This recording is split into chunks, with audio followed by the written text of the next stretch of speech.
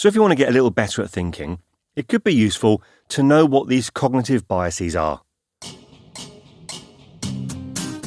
Welcome to Sharp Podcast, where we have one aim: to help you get better at the stuff that you have to do and spend more time doing the stuff that you want to do. Hang on a minute. That's two. That's two aims. For goodness sake, can't we even get the intro right? Sorry, we'll try that again. In the meantime, enjoy the episode. Hello and welcome to episode 64. How you doing? Hope you're all right. There's loads going on in the world at the moment, isn't there?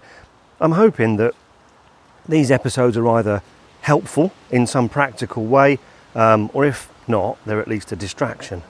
Now, as you can hear, I am back out and about for this introduction. Don't worry, I'm still social distancing. Oh, it's a bit windy. So in this episode, we're looking at how we think and how we can think better by being aware of our biases. And we're going to find out what cognitive bias is, why they can be unhelpful, and maybe what we can do differently. Oh, and I've got some bad news. We've got a bit of an audio diary from Steve in the field. Yeah, I apologise in advance. His part will be rubbish, but hopefully the rest will be good enough for you that you don't hold it against us and want to come in and kick our doors in, shaking your fist. Anyway, that's all going a bit weird. Let's get on with the episode.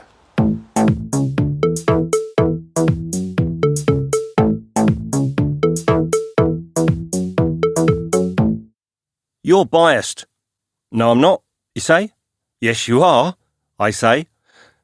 Okay, this could go on for some time. But I'm afraid you are biased. And so am I. And so is every human being. And it's not something that we like about ourselves.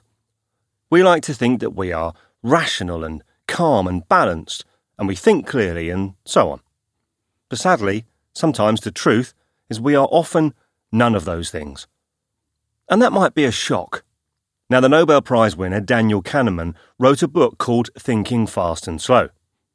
When I say wrote a book, actually what he did was he took a lifetime's remarkable research with years spent learning about the human condition and turned it all into something that we can understand and wrote it down in less than 500 pages. But the subject of this book is broadly that we have two systems of thinking. We have a fast one and we have a slow one. And often, although not always, the fast one can trip us up. And this can lead to bias, or more specifically, cognitive bias.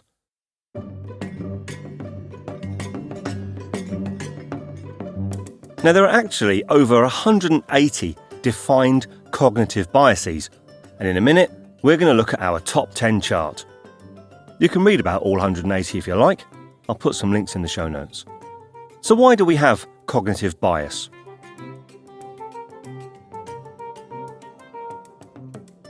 Well, the reason is that biases are a consequence of something that our brains do really well: simplifying information. In fact, we miss thousands of choices that our brains make for us every moment. And that's a good thing. Because if we paid attention to all the choices our brains are making all the time, life would be impossible. Listen to Steve in the field, making a cup of tea. Now, what is tea? I think there's something in a cupboard that might be tea. Let's have a look here. Okay, no, that's not tea. That's a tin of soup. All right. What about this one over here? No, I don't think that's tea. But these things, they look like they might have something to do with tea. I think they hold the tea. Yeah, that's it. That's a cup. Okay, I need a cup. Okay, I've got a cup. What's next? How about, a potato. And so I've got my cup and I've got a potato. Now, what was I doing again? I think I need to do this. Oh, right, yeah. This is a kettle. And I think That's it. I think I switched it on to make the water, and then this sensation is happening while my hand is in the water and the bubbles are... Ah! Honestly, it's the same every time. Never accept an invite from Steve in the field when he asks you around for tea, coffee or anything ever. Think about all the possible combinations of things that are in your kitchen. A spatula, a Brussels sprout, some ham. And if, every time you wanted to make a cup of tea or coffee, you had to meticulously eliminate every individual item that you don't need to make the tea, it would take forever. So, of course, our brains do all the heavy lifting, and they make the fast choices for us so we can operate fast. To survive, we've had to develop an instinctive, hardwired ability to make decisions quickly, especially when they involve stripy animals on the savannah that might want to eat us for dinner. And it's this fast-thinking system that keeps us alive, helps us operate in the world, but sometimes makes us think things that are rubbish. Because a side effect of our brains being really good at simplifying complicated things is cognitive bias. And that means that we miss things, we make stuff up, and we navigate our world based on a set of wobbly assumptions. I'm going to publish a link to an amazing image created by a bloke called Buster Benson. What he says is that there are 3 conundrums that we face in life. There's too much information, so our brains have to filter some out.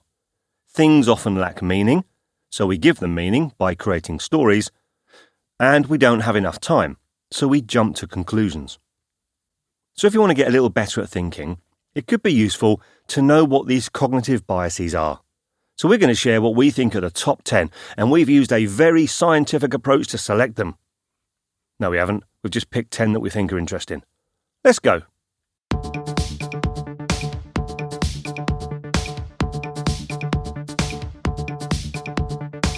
So the first in our top 10 of biases is a big one, the confirmation bias. Do you think that climate change is a major problem for the future of the world? Or do you think that it's been invented by China to cause global distraction? Well, if you believe climate change is a huge problem for the future of the world, then you will probably tend to favour articles and news reports that confirm that view. And if you think climate change is made up, then you'll tend to seek out articles or reports that say it's all made up. And of course, you can then end up in a bubble by only looking at things that support your pre-existing beliefs. And confirmation bias is a big one because we're all impacted. It can cause people to have beliefs about things that are patently untrue, like thinking someone from a different culture is bad just because they're from a different culture. Or less significant things like how we only pay attention to what our star sign prediction in the newspaper says on the days that it's accurate. So, how do we stop confirmation bias? Well, we can't stop it. But a good approach is to train ourselves to actively try to find examples of things that are different to our point of view. I used to work for a guy who taught me a great many things which stick in my mind today.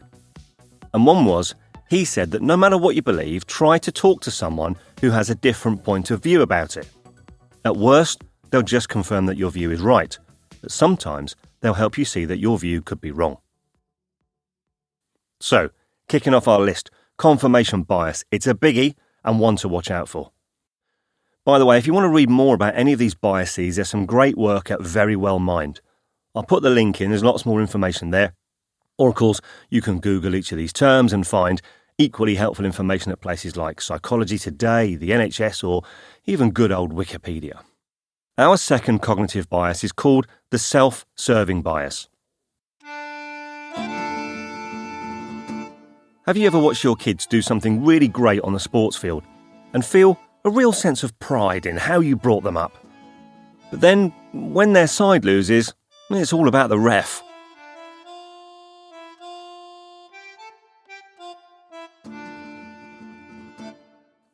You know when you read those articles about people like Jeff Bezos or Steve Jobs?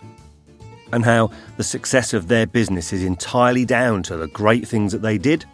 Well, these are all examples of the self-serving bias. Put simply, it says, things went well because of me, but they went badly because of someone else. Next time you're reading an article on the 10 things that Elon Musk does before breakfast, resist the temptation to believe that they are solely the reason he is successful. Luck plays a huge part in life, and if you don't believe me, have a read of the Scientific American article that I've put in the show notes. So that's bias number 2, the self-serving bias.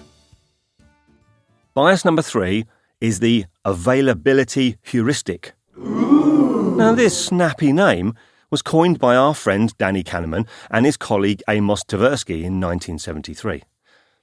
Did I sound a bit overfamiliar there with Danny Kahneman? If only I was clever enough to be his friend. Anyway, put simply, the availability heuristic says, if you can think of it, it must be important. Picture the scene. You're on the beach. The sun is shining. You're really hot. So, you decide to go for a swim. But as you get closer to the water, all you can think of is dun dun dun dun dun dun dun dun dun dun. Now, if you haven't seen the film Jaws, you probably don't know what I'm doing. But you might have seen documentaries about how sharks are apex predators. They're number one in the food chain and so on. And so you grab your flip-flops and you run back to your sunbed. Now, many of us have this overpowering image of great white sharks biting us clean in half. But actually, do you know how many people in the world die every year from shark attacks? What do you reckon it is? 200, 300, 1,000? No, it's 4. And half the time, it's because they started it. You see, the reason we have this strong belief of the danger is the availability heuristic. It makes us massively overestimate the chances of something happening to us because we can easily think of that thing happening. In fact, 12 people a year die from taking selfies. 135 people die from coconuts falling on their head. Now, the availability heuristic can cause us stress, or it can cause us to make bad choices. So how do we overcome it? Well, what you can do is you can work hard to not allow one single source of information to form your whole world view. Challenge what people tell you. Look for the facts and find things out for yourself.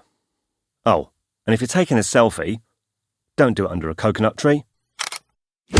Okay, now before we look at bias number 4, I've got some bad news.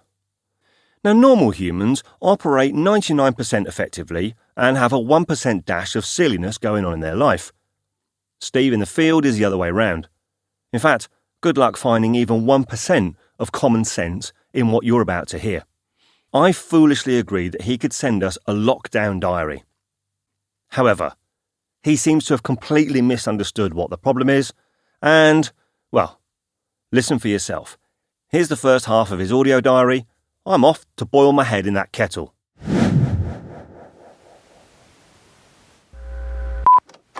So I've decided to record an audio diary about how things are changing in the lockdown. So here we are, it's day 7. The lockdown started a week ago and I can't leave my house for any reason other than exercise. And it's brilliant. I've watched 3 Netflix box sets, and that's the same as everyone else has been doing because I've seen loads of people on social media enjoying this time as well. Everyone's doing the same thing. Everyone's watching Netflix. Everyone's relaxing. I mean, there's a couple of people moaning, but I don't read what they write because this is the life. I'm loving lockdown. You get to do nothing all day. What could go wrong? It's Steve in the field here. Lockdown, day 7. I'll talk to you in a week. Okay, it's day 14. So far, I've watched loads of great TV. There's lots of documentaries on at the moment about what's going on.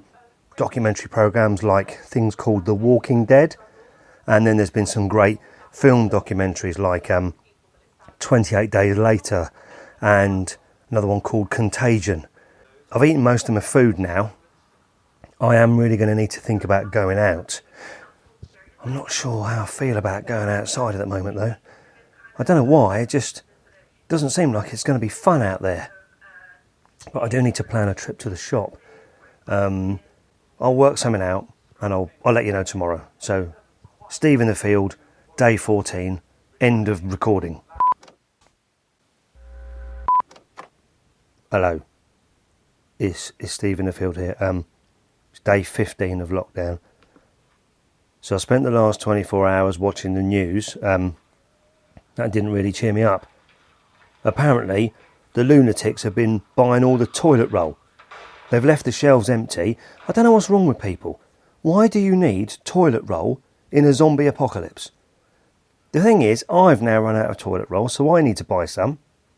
And I should probably get some spare, in case these idiots bulk purchase it all. I also need some soap and some food as well. Not really had a shower for a while. I'm definitely thinking about going out tomorrow. Let's have a look out the window. Seems quiet. Oh no, hang on a minute. There's someone at the door. Oh, I'll pretend I'm not in. I wonder if they're infected. Can you catch the zombie virus through a letterbox? I'm not sure. I'll Google it and find out. End of daily transmission. Right, it's day 17. Today's the day. I'm going to go out and I'm going to walk to the supermarket. I've got my carrier bag. I'm opening the door. Let's have a look. They said on the internet that people are going out in their tracksuits pretending to exercise. And I also read that people who are jogging, they breathe harder so they can give you this disease. I need to avoid them. Let's have a look. Looks alright. Take a few steps. I mean, the supermarket's about a 15-minute walk away, so... What's that? Oh no. Someone's running down the road. They're coming towards me. Oh, they look really pale. Oh, they're running.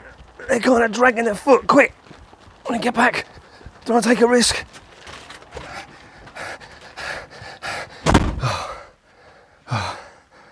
Right. Let's see what I can order online, eh? Talk to you soon. See, I told you it'd be rubbish.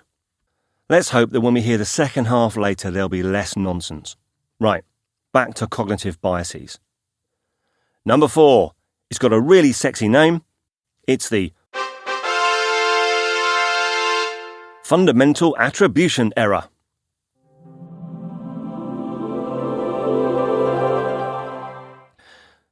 You know when you judge someone for being late because you believe they're really lazy, but when you're late, there's always a genuine reason? If you've heard the phrase, we judge ourselves by our intentions and others by their actions, you're in the right ballpark. Now, the fundamental attribution error is a tough one to overcome.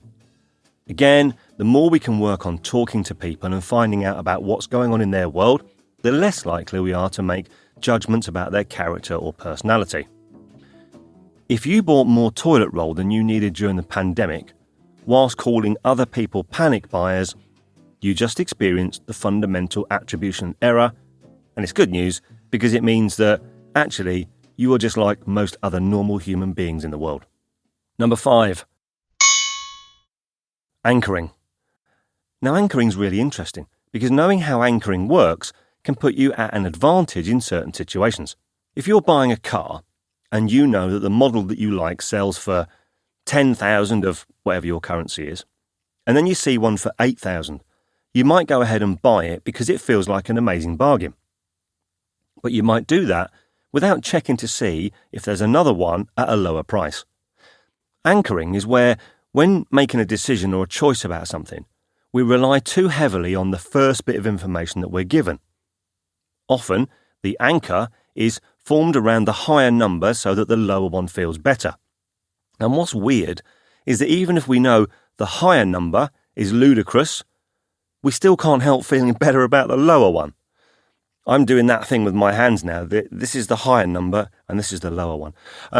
So, if you're in a situation where you're negotiating something, bear the anchoring principle in mind. It could help. Sorry, just can you bear with me a second? Hello? Are you in the studio? Yeah, I'm just recording the next episode. Why? Dinner will be ready soon. How long do you think you're going to be? Probably about another 2 hours. That's no good. It will be burnt. Okay, how about half an hour then? Yeah, okay, cool. I'll keep it warm. Cool. Okay, sorry about that. Anyway, what were we talking about? Oh yeah, anchoring. Bias number 6, the sunk cost fallacy. Imagine you're in a restaurant, one of those places where you pay in advance like a fast food place, and you've ordered your food and you've paid 20 quid or $20, whatever, and you sit down and you start scoffing. And halfway through, you realise that you've ordered too much. You can't send it back because it's been made for you. What do? Do you A, throw the rest away, or B, eat it anyway because you've paid 20 notes and you don't want to waste money? Well, if it's the last one, then you are a victim of the sunk cost fallacy.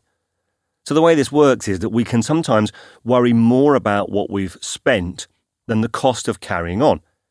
And it is reasonable to wish in hindsight that we hadn't spent money or time on something if we didn't need to.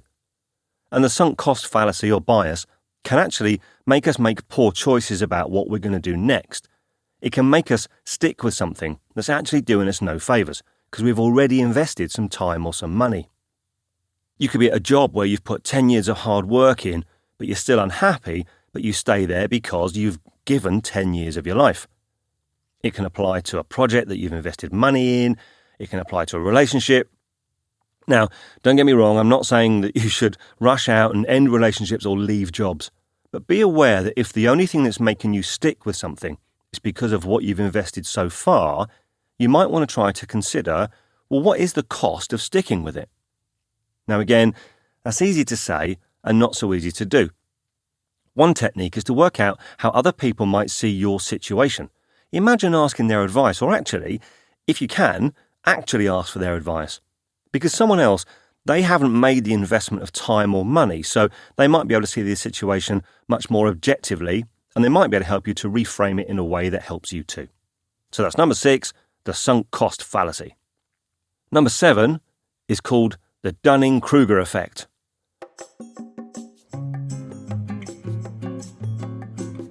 Now this effect is named after the researchers David Dunning and Justin Kruger. As the old saying goes, a little bit of knowledge can be a dangerous thing. Here's a question for you. What do Inspector Gadget, David Brent or Michael Scott from The Office, depending on which side of the Atlantic you live on, Alan Partridge, Homer Simpson and Ron Burgundy all have in common? They're all bad at what they do, but they're completely oblivious of it. In fact, they think they are good at what they do. I found that interesting actually. They're all blokes as well. I actually struggle to find famous female characters who are bumbling idiots. Whilst this comedy character is well known, this oblivious bumbling idiot, in real life, we all know someone like this. Someone who thinks that they are the best at something since sliced bread, but actually they're rubbish. So the Dunning-Kruger bias is where someone thinks they're good at something but they're not at all. It makes someone who's got a low ability at something overestimate that ability. Now you could be forgiven for thinking that this bias only affects a few people, but it actually affects all of us. David Dunning does a nice talk on TED-Ed on why this area can be a challenge. I'll put the link in the show notes. Here's a snip. 88% of American drivers describe themselves as having above-average driving skills. These aren't isolated findings. On average, people tend to rate themselves better than most in disciplines ranging from health, leadership skills, ethics, and beyond. What's particularly interesting is that those with the least ability are often the most likely to overrate their skills to the greatest extent. People measurably poor at logical reasoning, grammar, financial knowledge, math, emotional intelligence, running medical lab tests, and chess all tend to rate their expertise almost as favorably as actual experts do. A great example of this Dunning-Kruger bias is YouTube. A huge chunk of YouTube consists of people showing us how to do things. And some of those people might even be experts in their chosen subject. But that doesn't make them expert teachers or expert filmmakers. Actually, it's quite difficult to make a good quality video. Trust me, I've been working on one recently and it's hard work. But because something looks easy, we can make the mistake of thinking that we can do it easily and that we do it well. So next time someone tells you that despite not being a qualified electrician, they're confident they can rewire your house, beware the Dunning-Kruger effect. Now, speaking of oblivious bumbling idiots, let's get back to Steve in the field and his lockdown diary and find out how he's getting on. It's going to be rubbish.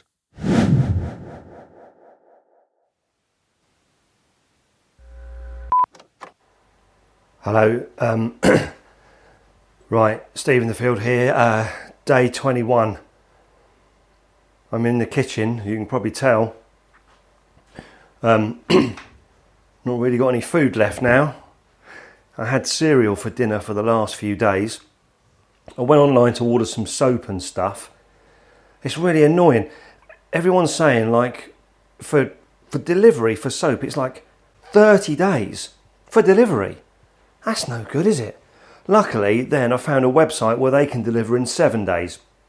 And hopefully the soap will feel like it's worth £5 a bar. I really have to get some food though. I might just watch a few more episodes of that documentary, The Walking Dead, first, just to see if I can learn any tricks or techniques, and then I'll give you an update tomorrow. End of daily transmission. Right, it's day 22. I'm definitely going to do it today. I watched Zombieland yesterday and they said that so long as I'm careful of bathrooms, I limber up and I don't be a hero, I'll be okay. So I've done some stretching, I've had a wee, I'm going to keep away from people and I think I'll be okay. Right, here we go. I'm going to turn this off so I can concentrate, but I'll take it with me just in case anything happens. I'll keep you posted.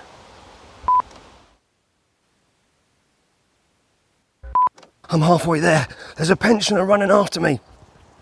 But I've done half the journey, so I might as well carry on. I'll keep running faster. I really want to get some baked beans on toast. I'm going to keep going. I can do this.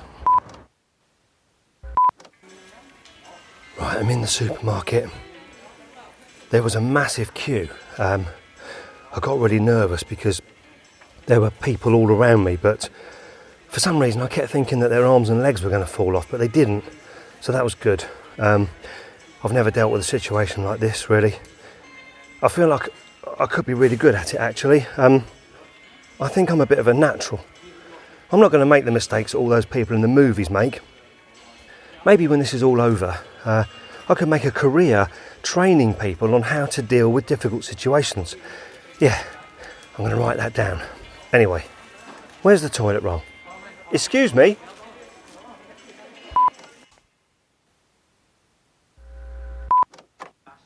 Hello, Steve in the field here. It's day 24. So I'm pretty pleased with how I dealt with that supermarket situation a couple of days ago. Those tips I got from all the zombie documentary films, they really helped. The thing is, right, that what you have to do is you have to give off an air of confidence. If you act confident all the time, then people just know that you're in charge. And as I walk around, I can tell that everyone's looking at me and they're thinking, he's in charge. He's got his stuff together. I wasn't ever bothered at any point. The moment I decided to go, that was it. There was no hesitation. You see, that's the thing. Hesitate and you're lost. You've got to grab life by the scruff of the neck and go for it. I'm definitely going to make some YouTube videos about the importance of confidence and how to act when everyone's looking at you. How to deal with difficult situations like supermarkets or people in tracksuits. I really feel good now. I'm going to cook myself some baked beans on toast now because I feel like a winner.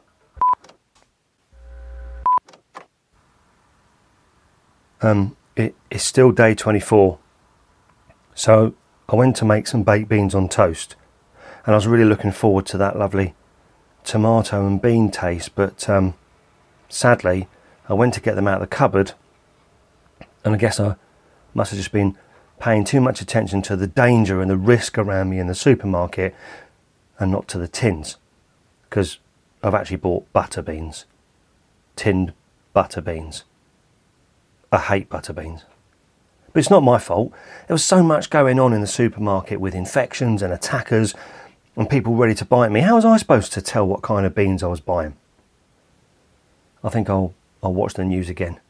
I mean, this lockdown's been going for 24 days now. Surely it must be over soon. And in the meantime, I'm looking forward to having a shower when my soap arrives next week.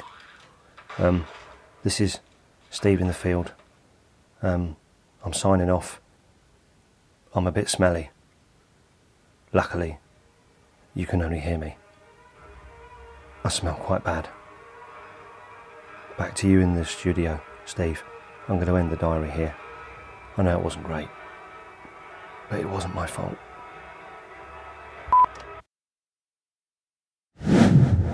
Right, back with the adults again. Actually, I do feel a bit sorry for him.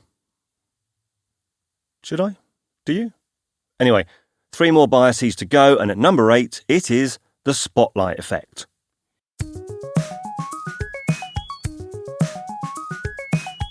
This is where, when people wear clothing that they think is embarrassing, they tend to overestimate how noticeable their clothing is to others.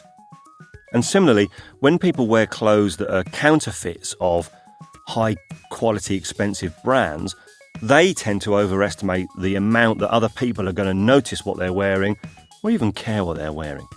The good news is we can relax because people notice us a lot less than we think. The spotlight effect happens because of egocentrism.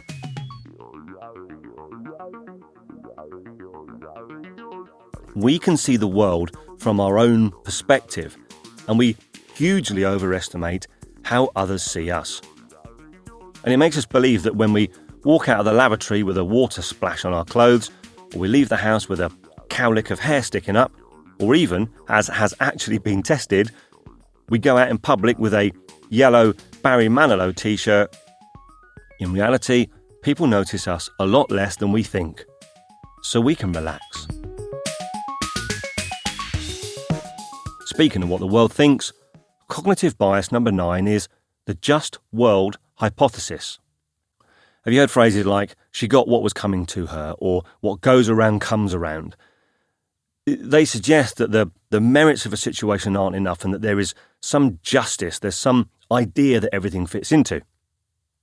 It makes us think that if we do something great, it will be rewarded, and if we do something bad, it will be punished. Now, that doesn't sound too bad until you think about the impact. The just world hypothesis is the bias that makes us think that a homeless person must be homeless because of something they did, or a victim of crime is in some way responsible themselves. If we hold on to the idea that the world is just, then it must follow that these people are suffering for a good reason. Yeah, it's not great, is it? A chap called Miles has a video on YouTube about this subject. Here's a snip. The just world hypothesis is a cognitive bias in which we as human beings try to make sense of a world that is unfortunately unjust. We like to believe noble acts lead to reward and bad actions result in punishment. And so when we see bad things happen to good people and good to bad, there is a tendency to view such situations in a way that reduces this sense of guilt or discomfort. I have been fascinated by this concept for a long time because when it comes to activism and political discourse, you see this process play out quite often. I mean, here are a few examples. Poverty. Well, if they just worked harder, the system would reward them accordingly. Obesity. They clearly just need to take better care of their eating habits. The refugee crisis. These families are so irresponsible taking their young children on rafts and putting their lives in danger like that. So this just world hypothesis can stop us from feeling compassion. It can actually make us feel quite harshly towards people who are different to us. Now, I'm not going to get into a religious or a spiritual debate here. I have my own views on all that stuff, and this is not about them. And also, the just world bias is a cognitive bias that can help us because it can make us feel less anxious, but it can hinder us as well. The advice from Very Well Mind is, being aware of it can help. Focus on looking at all the elements of the situation. This includes accounting for a person's behaviour, as well as things such as environmental factors, societal pressures, and cultural expectations.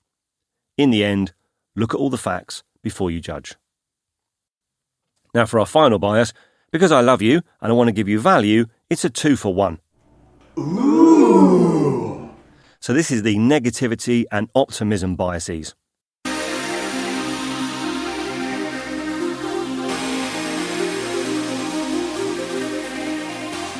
Often in the world, optimism is talked about in a positive way, and negativity in a, well, you know, optimism good, negativity bad. But when it comes to the optimism and negativity bias, these can both actually cause problems. The optimism bias can cause us not to wear seatbelts or not put sunscreen on, and it can cause us to take up harmful activities like smoking. And this is because we can sometimes have this blind optimism that nothing bad is ever going to happen to us. The negativity bias, well, that can cause us to dwell on criticisms or thinking about arguments with our partner instead of the good times. And it causes us to focus on what could go wrong in any situation. And, confusingly, both these biases have benefits.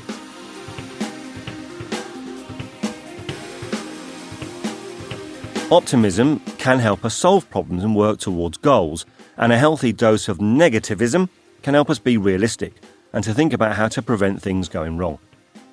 I've tried saying this next piece loads of times and I'm getting really stuck with it. My favourite quote, which seems to fit the negativity bias, has been attributed to people like Mark Twain, Thomas Jefferson and Winston Churchill is this: I am an old man and I've known a great many troubles, but most of them never happened. So, how can we change our thinking? Well, if you tend to suffer from a negativity bias, then you can work on more positive self-talk, reframing situations or establishing new patterns to change your perspective. If an optimism bias means you don't see things realistically, try allowing yourself to make mistakes. Experience what happens when things go wrong. Within reason, obviously. And talk to other people about the pitfalls that they can see about your situation or your plans.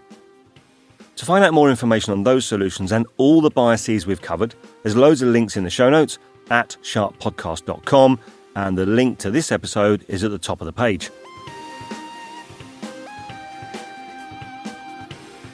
So that's the end of our top 10 cognitive biases list.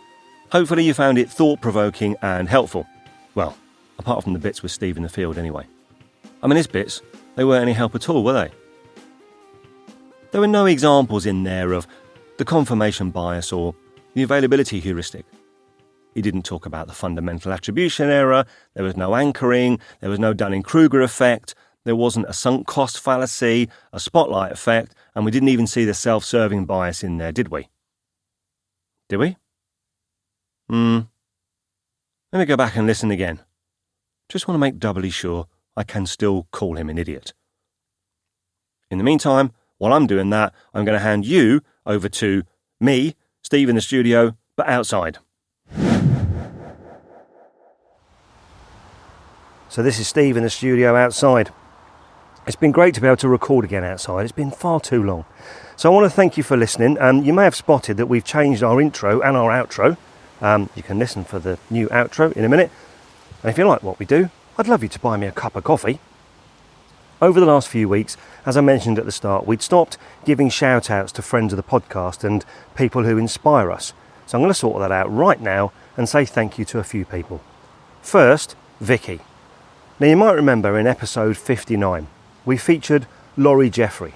Laurie is an amazing creative person. He's a cameraman, a photographer, a filmmaker, and creativity is strong in that family because Vicky, Laurie's wife, does some amazing artwork. These watercolours she does are wonderful. She made a really cool painting of Pepper the podcast cat. And it was so detailed, it was like a photograph. You can find Vicky's work on Etsy, at Crobbles, CROBBLES, and she is also on Instagram as Crobbles as well. Check her out. There's a couple of past podcast guests who are doing amazing things that you should also check out as well. I've said check out quite a lot, haven't I? The first one's Jessica Abel. So Jessica was in episode 42, and she's currently got a thing called the Creative Focus Workshop. So that's designed to help you stop getting stuck in your creative projects. It shows you how to prioritise so you can work on the stuff you have to do and the things you want to do. Anyway, check it out at creativeworkshop.com, and Jessica is on Twitter. She is JCCABEL. Then also we had Laura Gassner-Otting. She joined us in episode 54 to talk about the launch of her book Limitless. Now that has gone from strength to strength. It reached number 3 in the Washington Post bestseller list and was on Amazon.com's best-selling new release. Sorry, it was Amazon.com's best-selling new release. If you've not checked it out, have a look. It's the Limitless book, and it's all about achieving success on your terms and not other people's. And Laura has got loads going on. You can find her on Twitter and Instagram, and she is HeyLGO. So that's HeyLGO. Finally, a couple of podcast friends. The Woo Long Talks podcast is two fellas called Jay and Rich, and they describe themselves as black, British and geeky. And their podcast chat is all about movies, geeky stuff, comics, Marvel, you know, the kind of thing. They are great supporters of Sharp Podcast. They're always sharing, so will you please go and check them out? It's woolongtalks.com, that's W-O-O, woo. And on Instagram, Twitter and Facebook, they are Woo Long Talks. And then there's Run With Me on This. Stacey has a great podcast. Each episode has 2 versions. So there's one version that's got upbeat music that keeps your energy up while you're running. Or if you don't want the music version, you can just listen to the Stacey talking version with no music. So far she's covered bad habits, ageing, cannibalism, alcohol and sleep. Wow, that's a lot, isn't it? So check it out. So the podcast is called Run With Me on This. And on Twitter, she is Run With Me Pod, and Instagram, Run With Me on This. So that's it. Them's the shouts. Oh, what's that? Them's the shouts. Did I actually write those words? I did. Those are the shout outs. Hello everyone. I hope you're all okay. It is great to be back in the studio and outside. I hope you enjoyed the episode, and I'll see you next time. Until then, be aware of your faulty thinking. Challenge what you see, hear and experience, and you never know, it might even help you get better at anything that you turn your mind to. Bye-bye. We hope that you enjoyed what you've just listened to. Have a look at the show notes for the episode. They're at sharppodcast.com, one word, 2 Ps. And there you'll see the links, resources that we used, and there's reminders there to help you get better at what we talked about. You know, making this podcast is a labour of love, and we genuinely do it for one reason, to help you. And we want to help as many people as we can, but to do that, we need your support. So now this is where you can help us. Firstly, you can help us in ways that don't cost you any money. You can share our episodes on social media. We're on Twitter, Instagram and Facebook. We are at Sharp Podcast, one word, 2 Ps. You could send a link to a friend or help them subscribe on their device. And another free way you can support is to give us a 5-star review on Apple Podcasts or your podcatcher app. And if you are in a position to contribute a small amount financially, you could buy me a coffee. Go to the website, sharppodcast.com, and click on the orange button, and you can buy me a coffee. You can buy me 2 coffees. You can do it as a one-off, or you can do it regularly. It's up to you. If you can help, it will go some way to supporting the cost of the gear, the software, and the stuff that I invest in to help you. So next time you make a coffee, or you buy one for a friend, don't forget your friend at Sharp Podcast. Thanks for your help. It's really appreciated. Bye-bye.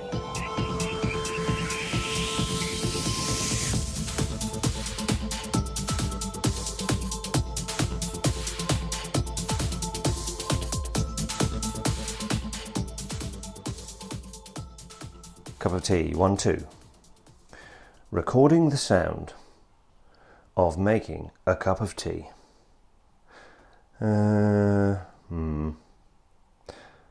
Okay. Now, what was I doing again?